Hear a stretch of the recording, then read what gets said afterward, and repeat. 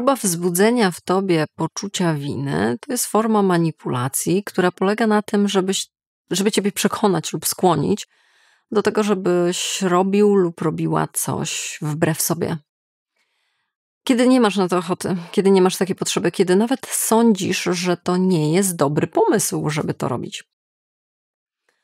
Jest to dosyć skuteczna i bardzo niezdrowa forma przekonywania kogoś do swoich racji i do uzyskiwania swoich rezultatów, swoich celów.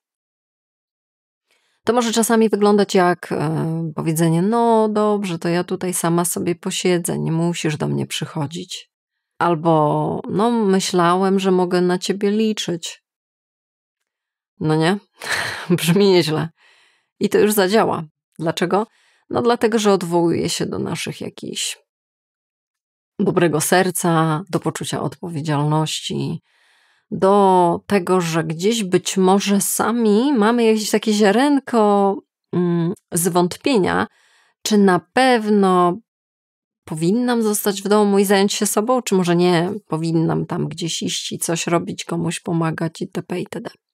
Dodatkowo oczywiście to też polega na tym, że kierujemy się empatią. No, przemawiam tutaj bardzo często do osób, które są wysoko wrażliwe, a to oznacza, że gdzieś ich empatia jest na wysokim poziomie. I to tyle wystarczy, żebyś skłonił się lub skłoniła do tego, czego nie chcesz. Do działania wbrew sobie, a to jest coś kosztownego. To znaczy, jeżeli to się dzieje raz na jakiś czas, no proszę cię, wszyscy to robimy, nie? Natomiast spójrz na to, jak często to się powtarza. Jeżeli gdzieś zauważysz sobie, no ja głównie robię coś przeciwko sobie i wbrew sobie, ja rzadko kiedy coś robię z własnej woli i z własnej natury i dlatego, bo tylko i wyłącznie ja tak chcę, no to zatrzymujemy się. I dzisiejszym filmem przekażę ci takie zdania, które pomogą ci zachować jednak lojalność wobec siebie, obronić i wyznaczyć swoją granicę i po prostu nie ulec temu, że ktoś wzbudza w tobie poczucie winy. Czasami jest to bardzo trudne do uzyskania tak w danej chwili, na miejscu. Pyk, pyk, ktoś mi coś mówi, ja słyszę coś takiego, a no i co mam powiedzieć? Nic mi nie przychodzi do głowy. Jeżeli gdzieś takie coś w sobie masz, to myślę, że te 3 zdania warto się z nimi oswoić, może warto gdzieś je zapisać sobie, no i w razie potrzeby użyć.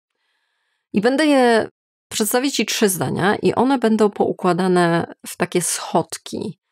Od najbardziej, że tak powiem, neutralnych sytuacji po najbardziej ekstremalne, kiedy ten ostatnie zdanie będzie taką ostatecznością. Będzie taką ostatecznością. No ale zaczynamy od schodka pierwszego. Pierwsze zdanie to zdanie wewnętrzne jest dla ciebie, by ochłonąć. A zdanie brzmi, to jest jego czy jej rozczarowanie, a nie moja wina. I to jest bardzo duże rozróżnienie. To nie są te same rzeczy, dlatego że ktoś ma prawo się tobą rozczarować. Natomiast kiedy to się dzieje i on jeszcze w dodatku gdzieś w jakiś sposób wymusza na tobie poczucie winy, ty bardzo często możliwe, że bierzesz tę winę na siebie i mówisz sobie lub swoimi czynami czy słowami, że ojej, faktycznie jestem fatalna lub zachowałam się fatalnie, gdzie może to w ogóle nie jest prawdą. A gdzie jest prawda? No właśnie prawda być może jest w oczekiwaniach innej osoby. Czyli załóżmy, że jakaś osoba oczekuje tego od ciebie, że ty zawsze się zjawisz, kiedy ona tego będzie potrzebować. I to oczekiwanie jest na tyle wysoko ustawione, na tyle nierealistyczne, że każdy raz, kiedy ty powiesz, ale jestem w pracy, ale ja teraz nie mogę, gdzieś jestem super zajęty, a poza tym jestem poza miastem, to ta osoba będzie przeżywać rozczarowanie. I teraz bardzo ważna rzecz, którą warto sobie powiedzieć, niekoniecznie tej drugiej osobie, absolutnie, ale sobie wytłumaczyć i dla siebie, dla swojego spokoju uzmysłowić, to jest to, że ta osoba ma tak wysokie oczekiwania, że nierealistyczne dla mnie do spełnienia. A to oznacza, że będzie się mną rozczarowywać, skoro tak wysoko ustawiła tą poprzeczkę. To jest nierealne, żebym była na każde skinienie. Nie będzie się tak działo, więc jedyne, co się będzie działo, to jej rozczarowania. I tutaj oczywiście ważna sprawa. Świadomość tego, że kogoś rozczarowujesz, być może jest dla ciebie tak samo trudna do zniesienia, jak i poczucie winy. No i tutaj jest coś do przepracowania, nie? To jest temat, którym naprawdę warto się zająć. Na tym kanale był oddzielny film na temat tego, dlaczego dobrze jest się rozczarowywać, dlaczego dobrze jest się rozczarowywać innymi oraz doprowadzać do tego, że niekiedy ludzie się nami rozczarowują. Dlaczego to tak naprawdę dobrze na nas wszystkich wpływa i gdzieś wracamy właśnie z tych chmur na ziemię i mocno stąpamy po ziemi, szanując i uznając, że każdy ma jakieś ograniczenia. A więc ty także, i to oznacza, że nie sprostasz oczekiwaniom innych ludzi. Co więcej, nie masz na to wpływu. Nie masz na to wpływu, jak ktoś sobie tą poprzeczkę ustawi. To będzie jego decyzja. Natomiast i ty nie ponosisz za to odpowiedzialności. Ty ponosisz odpowiedzialność tylko i wyłącznie za to, jaką decyzję ty podejmiesz. Czyli czy powiesz takiej osobie, która oczekuje od ciebie, żebyś przyjeżdżał lub przyjeżdżała na każde skinienie, to jest twoja decyzja i ty to ponosisz odpowiedzialność za to, czy ty faktycznie wszystko rzucisz w kąt i będziesz za każdym razem jeździł i pomagał, nie wiem, coś robił, czy podejmiesz decyzję na zasadzie, okej, mogę przyjechać, ale raz w tygodniu, a nie 5 razy w tygodniu. Gdzie ty tutaj to ustalisz. Czyli bierzesz odpowiedzialność za własne decyzje, intencje i działania, a nie za to, co sobie ktoś postanowił, jakie ma oczekiwania i względem tych oczekiwań, jakie się pojawiają w nim emocje. To jest jego odpowiedzialność. Weźmy odpowiedzialność za siebie. Krótkie zdanie, które nam ustawia pewien sposób myślenia, właśnie ten, o którym mówię, to jest właśnie to. To jest jego rozczarowanie, a nie moja wina. A to nie jest to samo. W tych momentach, kiedy właśnie to słyszysz, dobrze jest to zdanie sobie powiedzieć, uzmysłowić, przypomnieć, gdzieś pozwolić, żeby ono budowało atmosferę wewnątrz. I to jest, tak jak mówiłam, schodkowo. To jest ten pierwszy schodek, który służy tylko i wyłącznie gdzieś do naszego wewnętrznego życia. Drugi schodek to już będzie kontakt z drugą osobą. Drugie zdanie to zdanie zewnętrzne do drugiej osoby, by postawić granicę. I to zdanie brzmi: rozumiem, że czujesz się rozczarowany, rozczarowana, ale taką podjęłam decyzję. I to zdanie oczywiście już mówimy na zewnątrz. Ono służy do tego, żeby postawić granicę, a składa się z 2 bardzo kluczowych elementów. Pierwszym z nich szanujemy, walidujemy, uznajemy za ważne i w ogóle to, że zauważamy uczucia innych ludzi, czyli mówimy: rozumiem, że jesteś rozczarowana, rozumiem, że jest to dla ciebie trudne, rozumiem, że czujesz rozczarowanie w tym momencie. Czyli to nie jest tak, że w ogóle nas to nie obchodzi i mamy to gdzieś i idziemy gdzieś tam tylko i wyłącznie po swoje. I jednocześnie musimy do tego doczepić drugą część zdania, czyli nasze potrzeby, naszą decyzję, naszą sytuację. Czyli rozumiem, że czujesz rozczarowanie, ale taka jest moja decyzja. Tutaj taka jest moja decyzja, to jest bardzo ogólnik duży, pod niego można podstawić, ale nie mam dzisiaj czasu. Albo rozumiem, że czujesz rozczarowanie, ale będę mogła się spotkać dopiero za tydzień. Albo nie mam jak.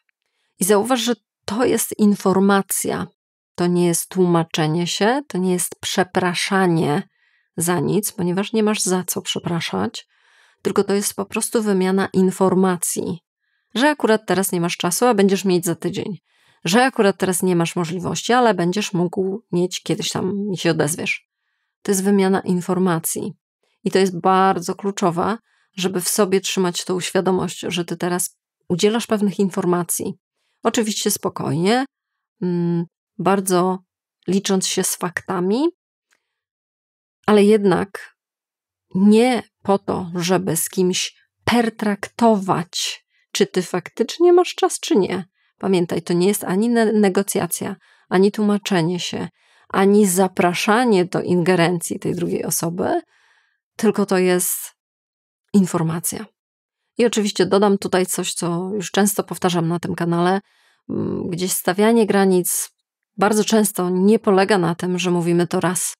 Czyli realia są takie, że bardzo możliwe, że będziesz musiała lub musiał powtarzać to zdanie. Okej, nie bójmy się powtórek. My się uczymy na powtórkach. I my się uczymy mówić, stawiać granice przez powtórki, ale i druga strona uczy się słuchać nas, kiedy my jej dostarczamy tych powtórek. Więc nie ma w tym nic złego, że stajesz się zdartą płytą i po prostu powtarzasz to samo. Nie sięgasz po milion innych argumentów, tylko po ten sam jeden, bo on jest na tyle ważny, że już innych nie potrzebujesz. A przede wszystkim nie zbaczasz w tą bardzo niezdrową drogę przepraszania, tłumaczenia się i generalnie umniejszania siebie. Tego nie chcemy. No i dobra, co mamy póki co? Mamy zdanie, które mówisz do siebie, żeby zbudować z siebie, żeby trochę siebie wyprostować w tej całej sytuacji i nie przyjąć tej winy na siebie. Mamy drugie zdanie, w którym komunikujemy komuś, o co nam chodzi i na czym stoimy, jakie są fakty. Ale liczę się z tym, że czasami są trudne sytuacje na tyle, że to będzie za mało.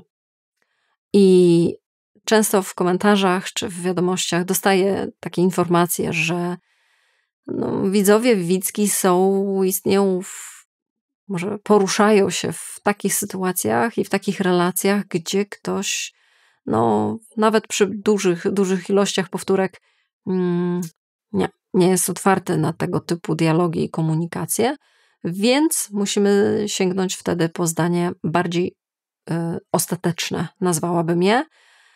Pamiętaj, nie zaczynaj od zdania trzeciego. Zaczynaj od pierwszego, drugiego, ewentualnie trzeciego. Życzę ci oczywiście, żeby się okazało bardzo bezużyteczne dla ciebie. Ale przechodzimy do trzeciego. I trzecie zdanie ostateczne, gdy manipulacja eskaluje.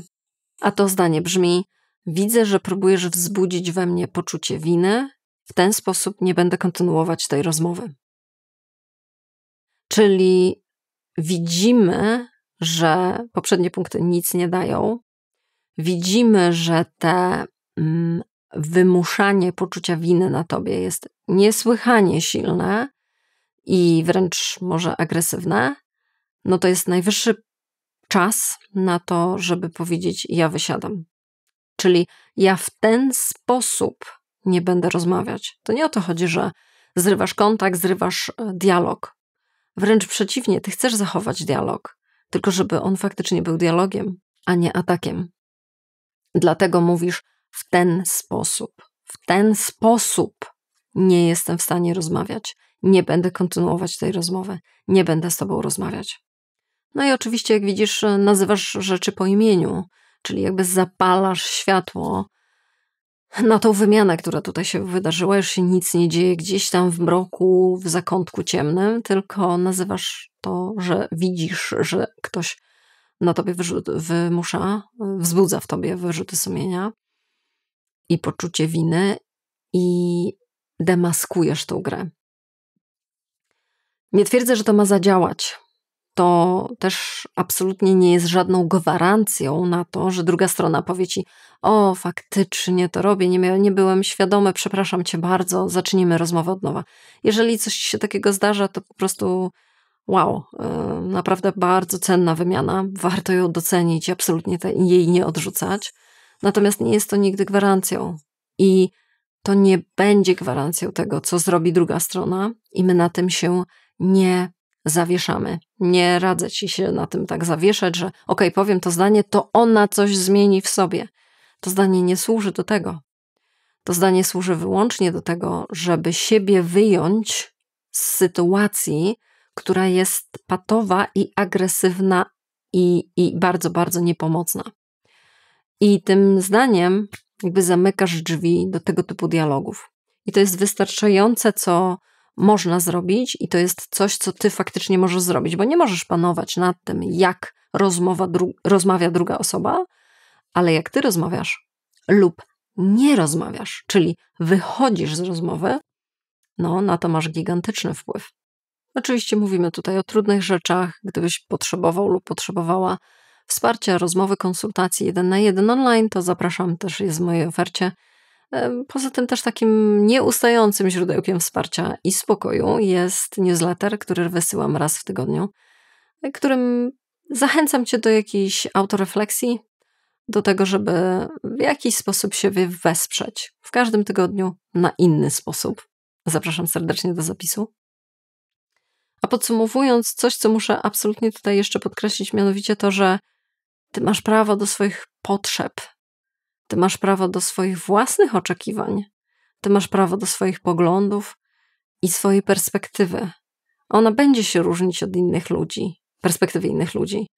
I masz prawo nie rezygnować jej tylko dlatego, bo ktoś sięga po manipulację, by wzbudzić w tobie wyrzuty sumienia.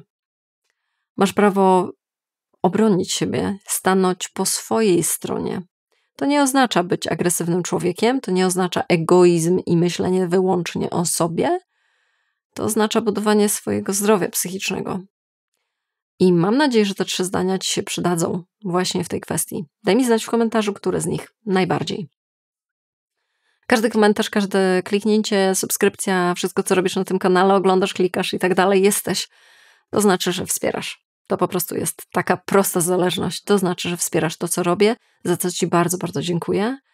Formy wsparcia dodatkowe to Patronite i Buy Coffee, w którym też można uczestniczyć, jeżeli uznasz, że być może te treści gdzieś są dla ciebie ważne i masz ochotę się pod to podłączyć. Za co z góry absolutnie, absolutnie bardzo, bardzo dziękuję wszystkim uczestnikom. Cóż, widzimy się następnym razem. Do zobaczenia.